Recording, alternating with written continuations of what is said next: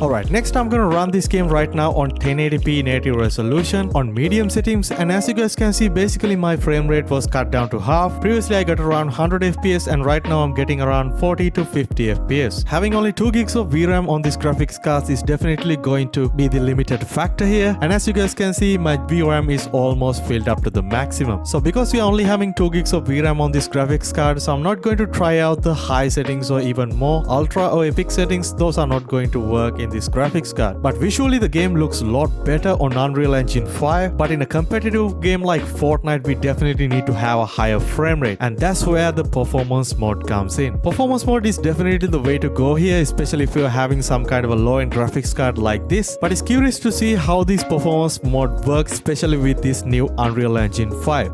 Alright, as you guys can see right now I'm running this game on 1080p native resolution on performance mode and I'll be getting around 130 to 180, sometimes even more FPS depending on the area, and honestly it's quite surprising in my opinion. But as you guys can see, the FPS numbers are not consistent. Sometimes I get around 100 FPS, sometimes 170, sometimes it drops down to like 70s, 60s. This is basically happened because our CPU usage is quite high, especially rendering that much of a higher frame rate. So sometimes if your CPU usage is reaching the max level, your FPS is going to drop no matter what. But if that's the case, I recommend you guys to cap your FPS to somewhere between 144 or 165 depending on your monitor, especially if you have a gaming monitor with a high refresh rate panel. That way your frame rate is going to be much more consistent and you will be able to get a pretty smooth experience, especially even with this type of a low-end graphics card. Well, that's pretty much it for this video guys, and I hope this video helpful for you guys to get the best frame rate with this brand new Fortnite update, especially if you're having some kind of a low-end dedicated graphics card like a GTX 960. 960. But if you're having a card like a RX 570, RX 580, or even somewhat of a low-end card like a GTX 660 or a GTX 750 Ti, you'll still be able to get a pretty playable experience on performance settings. Well, I know the next question is going to be on the comment section, is that can I run this game still on integrated graphics on Intel HD graphics? So right now I'm working on a new video, especially for those who are having a very low-end system with onboard graphics, and I'm going to post this video pretty soon, so stay tuned for that as well, guys. Well, I see you guys in my next video. Stay safe.